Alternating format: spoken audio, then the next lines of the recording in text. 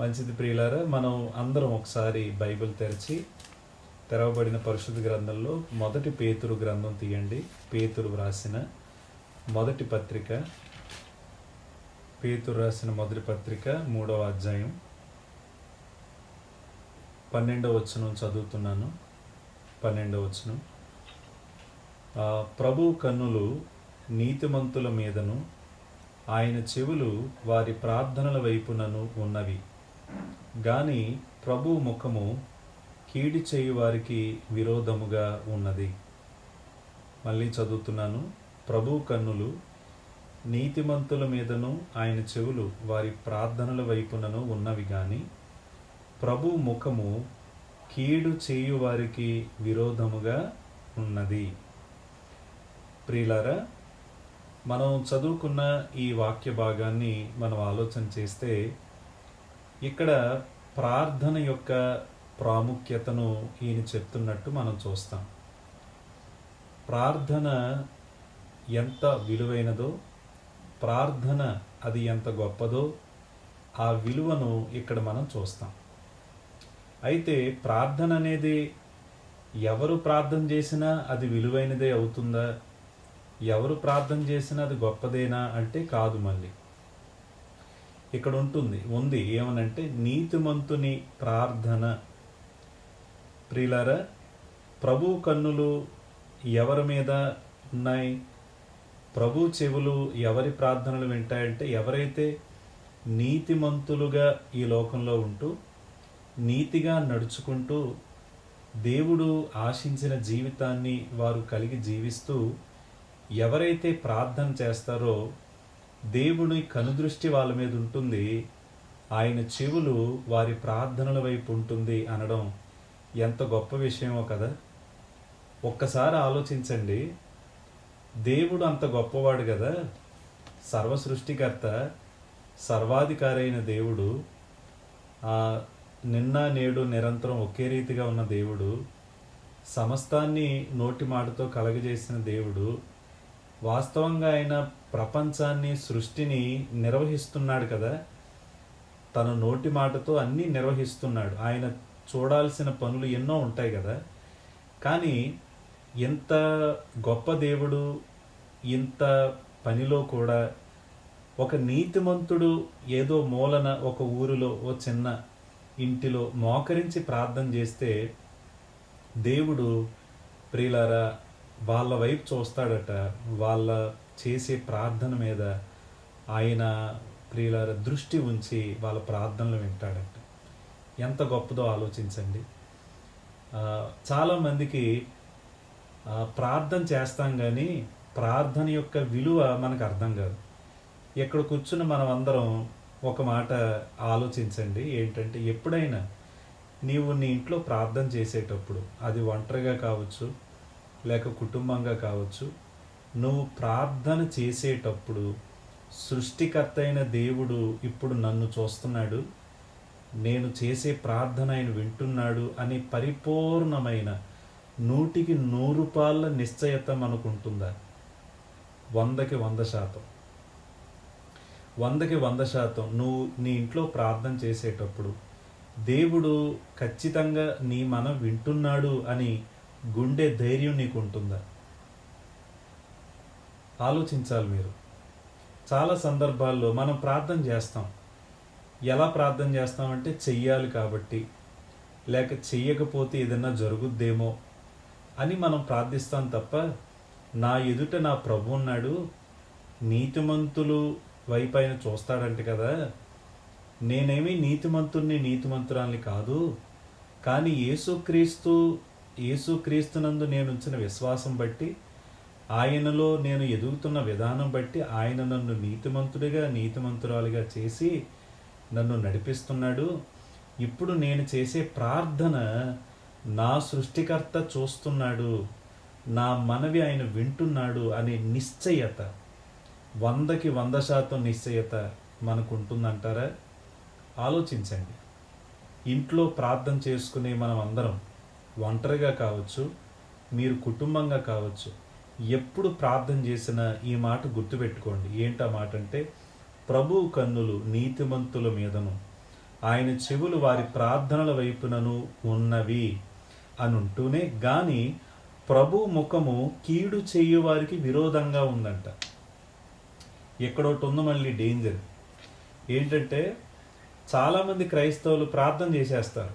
పాపం వాళ్ళ నమ్మకం ఏంటంటే, నేను చేసేస్తే వినేస్తాడు దేవుడు అని. కానీ వారి జీవితాలు సరిగా ఉంచుకోరు, వారి బ్రతుకులు సరిగా ఉంచుకోరు. దేవుడు ఆశించిన జీవితం వాళ్ళు జీవించరు. వాళ్ళకి నచ్చిన జీవితం వాళ్ళది, వాళ్ళ ఆలోచనలు వాళ్ళవి, వాళ్ళ నిర్ణయాలు వాళ్ళవి.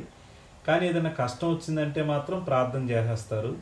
వాళ్ళు ఏమనుకుంటారంటే, నా ప్రార్థన దేవుడు వినేస్తున్నాడని. కానీ ఇక్కడ ఏమనుందంటే ప్రియులారా, దేవుడు కీడు చేయువారికి విరోధంగా ఉంటాడంట. కీడు చేయువారికి విరోధంగా ఉండడమే అది ఒక విషయం అయితే, అసలు వాళ్ళు చేసే మనవి ఆయన పట్టించుకుంటాడంటారా? ఆలోచించండి.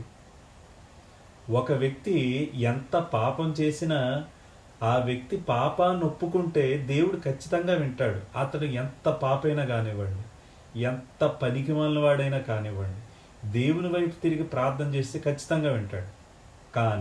కానీ దేవుణ్ణి నమ్ముకొని, దేవుణ్ణి వెంబడిస్తూ, దేవుడు ఆశించిన జీవితం జీవించకుండా నీ ఇంట్లో నువ్వు గంట సేపు ప్రార్థన చేసినా నీ ప్రార్థన దేవుడు వినడం లేదు. కొంతమంది గంటలు ప్రార్థన చేసేస్తారు, బయటకు వచ్చేసి దెబ్బలాట ఆడతారు. వాళ్ళని ఏమన్నాను చెప్పండి? మరి ఎంతసేపు వాళ్ళు లోపల చేసింది ఏంటి? ప్రార్థనే కదా. మరి దేవునితో గడిపే సమయాలు నీవు కలిగి ఉన్నప్పుడు, మరి నీ ప్రార్థనా సమయం అయిపోయిన తర్వాత మళ్ళీ మామూలుగా ఎలా అయిపోతాం మనం? ఆలోచించండి. ఇంతకీ ఏది అబద్ధం, ఏది నిజం? నువ్వు ప్రార్థన చేయడం అబద్ధమా, లేక నువ్వు క్రైస్తవుడు అనడం అబద్ధమా? చాలామంది ప్రార్థన చేసేస్తున్నారు. కానీ ఒకటి వినండి, మన ప్రార్థన మన జీవితం మీద ఆధారపడి ఉంటుంది.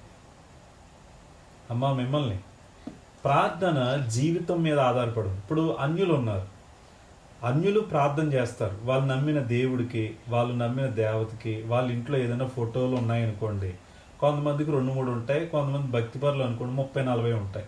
వాళ్ళు ప్రార్థన చేస్తున్నారు. కానీ ఒకటి విషయం ఏంటంటే, వాళ్ళు ప్రార్థన చేస్తారు కానీ వాళ్ళ ప్రార్థనకి జీవితానికి అసలు సంబంధం ఉండదు.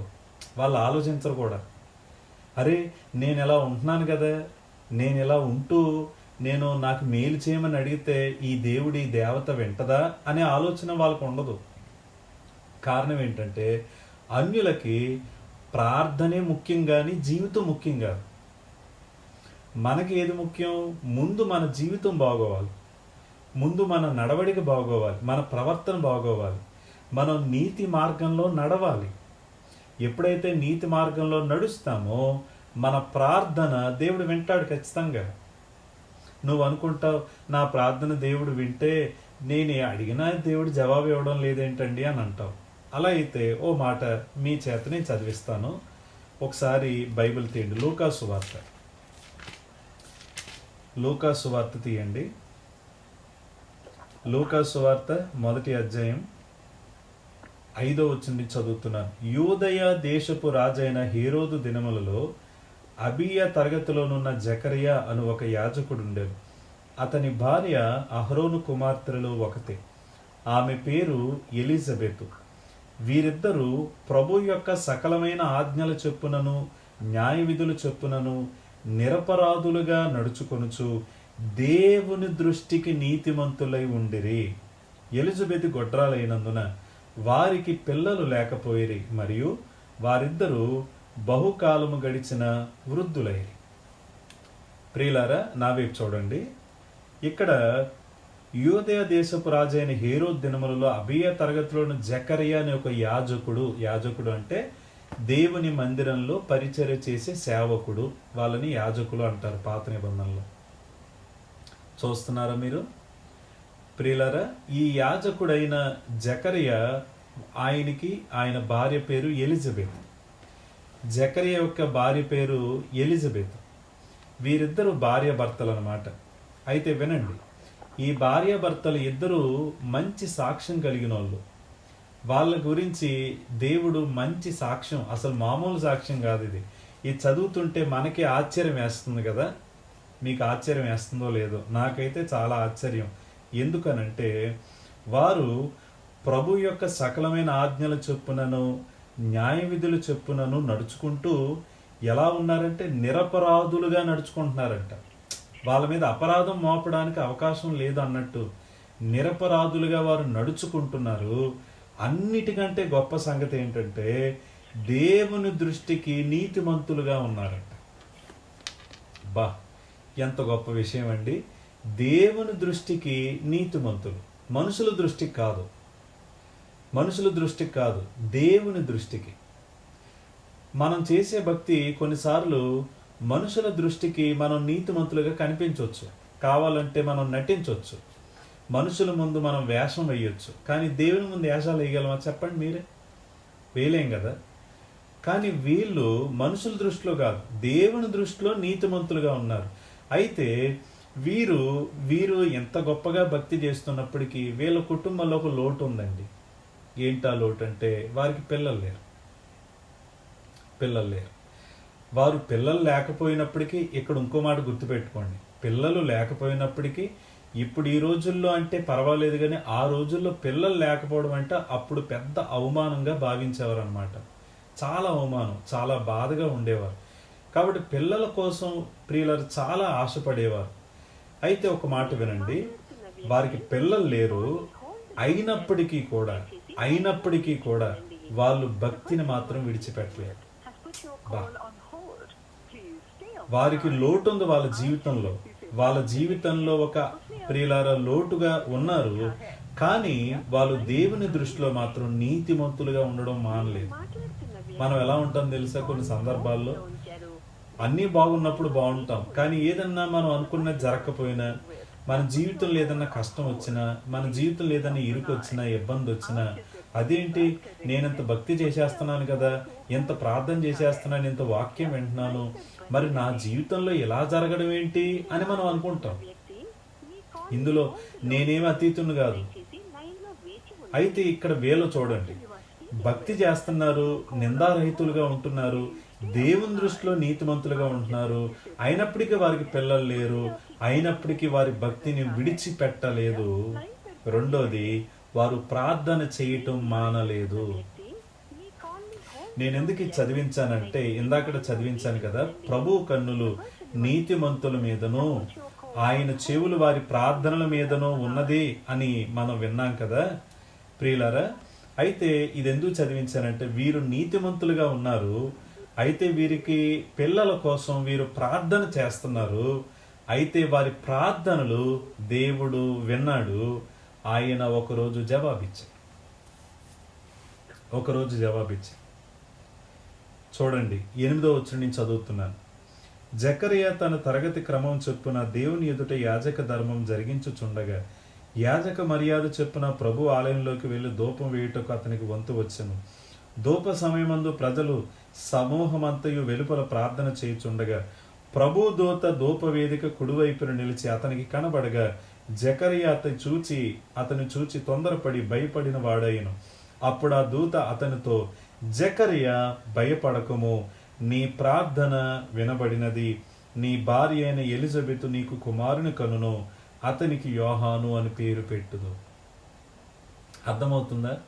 వారు ప్రియులార ప్రార్థనలు చేశారు, దేవుణ్ణి అడిగారు, అయితే జవాబు వెంటనే రాలేదు, కానీ ప్రార్థనలు దేవుడు విన్నాడు. అర్థమవుతుందన్నమాట. ప్రియులారా, ఎప్పుడైతే మనము యథార్థమైన మనసుతో సరైన జీవితం మనం జీవిస్తామో, మనం చేసే ప్రార్థనలు దేవుడు వింటారు. నమ్మండి, నువ్వు చేసే ప్రార్థన దేవుడు వింటాడు. నువ్వు చేసే మొర ఆయన ఆలకిస్తాడు. జవాబు నీకు వెంటనే రాకపోవచ్చు, నువ్వు అడిగేది నువ్వు వెంటనే పొందుకోలేకపోవచ్చు, కానీ నీ ప్రార్థన వింటున్నాడు ఆయన. వినడమే కాదు, ఏదో ఒక రోజు జవాబిస్తాడు. ఇక్కడ జకరియా, ఎలిజబెత్ వారు ప్రార్థించారు, వారి భక్తి జీవితాన్ని కాపాడుకున్నారు, దేవుణ్ణి అడిగారు, ప్రార్థించారు, మొరపెట్టారు, దేవుడు విన్నాడు, ఆలకించాడు. ఆయనకంటూ ఒక సమయం ఉంటుంది, ఆయనకంటూ ఒక ప్రియులార గడి ఉంది. ఆ గడియ వచ్చే వరకు ఆయన వేచి ఉన్నాడు. ఈ సృష్టిలో ప్రతిదానికి సమయం ఉంటుంది. ఉదాహరణకి దేవుడు ఈ సృష్టిని కలగజేసినప్పుడు ఆయన నోటి మాటతో సకల సృష్టిని కలగజేశాడు కదా. ఆయన సృష్టి అంతటినీ 6 రోజుల్లో కలగజేశాడు. 6 రోజుల్లో 5 రోజులు ఆయన సృష్టిని కలగజేసి 6వ రోజు మనిషిని కలగజేశాడు కదండి. అయితే 6 రోజులు ఆయన సృష్టిని కలగజేశాడు. అయితే మనకి ఇక్కడ ఒక ఆలోచన రావాలి. ఏంటంటే ఈ సృష్టి అంతటినీ కూడా ఒక్క రోజులో చేయలేడు ఆయన. ఆలోచించండి ఒకసారి. ఒక్క రోజులో చేయలేడా? చేస్తాడుగా. ఎందుకంటే ఆయనకి అసాధ్యం లేదుగా. ఆయనకి సమస్తము సాధ్యమా? సాధ్యమే కదా. మనకంటే లిమిట్స్ ఉన్నాయి, but God has no limits at all. ఆయనకి హద్దులు లేవు. మహా గొప్ప దేవుడైన, ఆకాశం నా సింహాసనం, భూమి నా పాదపీఠం అని చెప్పిన మహాదేవుడైన ఆ మహాదేవుడు ఒక్క రోజులో సమస్తము చేయగలడు. కానీ ఆయనకంటూ ఒక టైం టేబుల్ ఉందండి. మొదటి రోజు ఇది చెయ్యాలి, రెండో రోజు ఇది చెయ్యాలి, మూడో రోజు ఇది చెయ్యాలి, నాలుగో రోజు చేయాలి, 5వ రోజు చేయాలి, 6వ రోజున మనిషిని చేయాలి. దేవుడు ఏది ముందు వెనక ముందు ఏది చేయలేదు. అన్ని పెర్ఫెక్ట్గా చేశాడు ఆయన. ఏది ఎప్పుడు చేయాలో అన్ని పెర్ఫెక్ట్గా చేశాడు ఆయన. God has his timing. దేవునికంటూ ఒక సమయం ఉంటుంది. ఆ సమయం ఏంటో ఆయనకి తెలుసు, నీకు తెలియదు. ప్రియులారా, మన జీవితాల్లో ఉండే కొన్ని కష్టాలకు, కొన్ని బాధలకు, కొన్ని ఇరుకులకు, ఇబ్బందులకు వెంటనే దేవుడు జవాబిస్తాడు. కొన్ని సందర్భాల్లో అవి వచ్చినప్పుడు ఎంత ఆనందం వేస్తారో తెలుసా? దేవా, మా ప్రార్థనలు వింటున్నారు, మీకు ఎన్నో వందనాలు. అసలు మీరు మా ప్రార్థనలు వినడమేంటో ప్రభువా, నీవు మా మీద దృష్టి ఉంచటం అది చాలా ఆశ్చర్యం అని చెప్పి మనం ఆశ్చర్యపోతాం, ప్రభుని స్తుతిస్తాం. అలాంటప్పుడు చాలా ఆరాధిస్తాం ప్రభువుని. ప్రియులారా, నేను కూడా ప్రభుని ఎంతో ఆరాధిస్తున్నాను. ఈ లాక్డౌన్ కాలంలో, ఈ కరోనా కష్టకాలంలో ఎంతోమంది బలహీనులై కష్టకాలంలో ఉన్నప్పుడు దేవుడు వారి ప్రార్థనలు, మనందరి ప్రార్థనలు ఆలకించి వారికి చూపిన మహాకృపను బట్టి నేను ఎంతో స్తుతిస్తున్నాను ప్రభువుని. కానీ కొన్ని సందర్భాల్లో దేవుడు ఆయన సమయంలో ఆయన పని చేయొచ్చు. మనం దిగులు చెందకూడదు, నిరుత్సాహపడకూడదు, వేదన పడకూడదు. ప్రియులారా, నిరుత్సాహానికి మనం చోటు ఇవ్వకూడదు. ఎందుకంటే మనము మన భక్తి జీవితాన్ని కాపాడుకుంటూ నీతిమంతులముగా, మనుషుల దృష్టిలో కాదండి, దేవుని దృష్టిలో నీతిమంతులముగా మన భక్తిని కాపాడుకుని మనం ప్రార్థన చేస్తే దేవుడు మన ప్రార్థన ఖచ్చితంగా వింటాడు. ప్రియులారా, ఈ సమయంలో మనం అందరం ప్రార్థనలు చేస్తాం, మనం అందరం విజ్ఞాపన చేస్తాం. ఇబ్బందులో ఉన్నవారి కోసం, కష్టాల్లో ఉన్నవారి కోసం, బాధల్లో ఉన్నవారి కోసం మనం అందరం ప్రార్థన చేస్తాం. అయితే మనం చేసే ప్రార్థన ఎఫెక్టివ్గా ఉండాలి, దేవుడు వినాలి, దేవుడు చూడాలి అని అంటే నీ జీవితం బాగోవాలి, నీ జీవితం సరిగా ఉండాలి. నాకు తెలిసి కొంతమంది ఎలా ఉంటారంటే, అప్పుడు వరకు యూట్యూబుల్లో సినిమాలు చూసుకుంటూ, సీరియల్ చూసుకుంటూ, కామెడీ వీడియోలు చూసుకుంటూ వాళ్ళతో వీళ్ళతో ప్రియులారా అవసరమైన అన్ని చాటింగ్లు చేసుకుంటూ ఒకేసారి 7:30 అయిపోయింది, అమ్మో అన్నయ్య మీటింగ్ అన్నారు కదా అని చెప్పి మీటింగ్ వచ్చేసేటోళ్ళు ఉంటారు కొంతమంది. ఏమో అలా ఎవరిని ఉన్నారేమో నాకు తెలియదు, కానీ ఉంటారని నేను అనుకుంటున్నాను. కారణం ఏంటంటే ఇంట్లో ఉంటున్నాంగా. మనకంటూ పెద్ద ఇప్పుడు బయటికి వెళితే హాస్పిటల్ వేరే విషయంలో తప్ప బయటికి వెళితే ఒప్పుకోవట్లేదు కదా పోలీసులు. ఇంట్లో ఉంటాం, ఫోన్ ఉంటుంది చేతిలో, ఇష్టం వచ్చినవి చూస్తాం. మీటింగ్ టైం వచ్చినామో మీటింగ్లో కూర్చోవాలని చెప్పి కూర్చుని పోతాం. ప్రార్థన చేయమంటాం, ప్రార్థన చేస్తాం. అంతే అయిపోయిందా? నువ్వు చేసే ప్రార్థన దేవుడు ఏమైనా వింటాడు అనుకుంటున్నావా? నువ్వు చేసే ప్రార్థన ఎవరి కోసమైతే నువ్వు చేస్తున్నావో వాళ్ళకి ఏదైనా ఉపయోగపడుతుంది అనుకుంటున్నావా అంటే ఉపయోగపడదు. నువ్వు చేసే ప్రార్థన నీకు ఉపయోగపడాలన్నా, నువ్వు చేసే ప్రార్థన ఇతరులకు ఉపయోగపడాలన్నా నీ జీవితం ఎలా ఉంది? యథార్థంగానే ఉన్నావా? దేవుని దృష్టిలో నీతిమంతునిగా, నీతిమంతురాలుగా నీ భక్తిని నువ్వు కాపాడుకుంటున్నావా? లేక ఏదో ప్రార్థించాలే, ఏదో అడగాలే అన్నట్టు మనం ఉంటే ప్రియులారా, మనం చేసే ప్రార్థన అది అంత ఎఫెక్టివ్గా ఉండదు అనే విషయాన్ని మనం గమనించాలి. మనం చేసే ప్రార్థన ఇతరులకి దీవెనగా ఉండాలి అనే ఉద్దేశంతోనైనా మన భక్తిని మనం కాపాడుకోవాలి. కాపాడుకుంటున్నామా? అలా ఉన్నాయా మన ప్రార్థనలు? ఆలోచించండి. ఈరోజు దేవుణ్ణి అడుగుదాం, ప్రభువా, నీవు నీతిమంతులు చేసే ప్రార్థనలు ఆలకిస్తావంట కదా, నీ దృష్టి వాళ్ళ మీద ఉంచుతావంట కదా ప్రభువా. జకర్యా, ఎలిజబెతు వారిద్దరి మీద నీ కనుదృష్టి ఉంచి, ఎన్నాళ్ళలో వారు ప్రార్థన చేసినప్పుడు నీ కనుదృష్టి ఉంచి నీ సమయంలో నువ్వు కార్యం చేశావు కదా. నేను కూడా నా భక్తి జీవితాన్ని నేను కాపాడుకుంటాను, నీతిగా ఉంటాను, యథార్థంగా ఉంటాను ప్రభువా. సేవకుల ముందు ఒకలాగా, సేవకులు లేనప్పుడు ఇంకోలాగా, నీ ముందు ఒకలాగా, వేరే టైంలో మరొకలాగా నేను ఉండను. యథార్థంగా ఉంటాను, నమ్మకంగా ఉంటాను, నా భక్తిని నేను కాపాడుకుంటాను, నాకు సహాయం చేయ ప్రభువా అని అడిగితే ప్రేమగల దేవుడు ఖచ్చితంగా మన ప్రార్థన వింటాడండి, మన ప్రార్థన ఆలకిస్తాడు. ఎప్పుడైతే ఆ విధమైన జీవితం, జాగ్రత్త మనకి ఉంటుందో, మనం మన గురించి ప్రార్థించిన, ఇతరుల కోసం ప్రార్థన చేసిన ఆ ప్రార్థనలు చాలా ఎఫెక్టివ్గా ఉంటాయి, చాలా బలంగా ఉంటాయి. ఎప్పుడైతే అలా బలంగా ఉంటాయో ప్రియులారా, మనం నిశ్చింతగా ఉంటాం. మనకి ఇంకా చింతలు అక్కర్లేదు, బాధలు అక్కర్లేదు.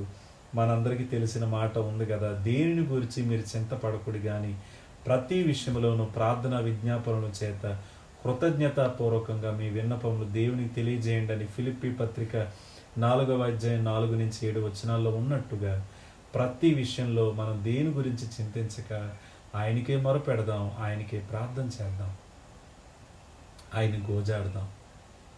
ప్రియులారు, దీని అంతటికీ మూలం ఏంటంటే మన జీవితం, మన క్యారెక్టర్ ఎలా ఉంది, మన క్యారెక్టర్ ఎలా ఉంది, మన జీవితం. రండి ఈరోజు పరిశీలన చేసుకుంటూ యథార్థమైన మనసుతో ప్రార్థన చేస్తూ, ప్రభువా, నా భక్తిని నేను కాపాడుకుంటాను, నా జీవితాన్ని నేను జాగ్రత్త చేసుకుంటాను, నేను యథార్థమైన మనసుతో ప్రార్థిస్తాను. నేను ప్రార్థించినప్పుడల్లా నీతిమంతుల ప్రార్థనలు నువ్వు చూస్తావని, నీవు నన్ను చూస్తావని, నా ప్రార్థనలు వింటావని నేను నమ్ముతున్నాను దేవా. ఆ విధంగా ప్రతి సమయంలో నేను ప్రార్థించినట్లు నా విషయంలోనైనా ఇతరుల విషయంలోనైనా నేను అలాంటి మనసుతో ప్రార్థించే బిడ్డగా నన్ను మీరే మార్చి అన్ని విషయాల్లో నన్ను స్థిరపరచండి ప్రభువా అంటూ ఎవరికి వారమే చిన్న ప్రార్థన మనం చేసుకుందాం. సరేనండి, దయచేసి అందరూ కళ్ళు మూసుకోండి, తలలు వంచండి. మనం విన్న వాక్యం కొరకై చిన్న ప్రార్థన చేసుకుందాం.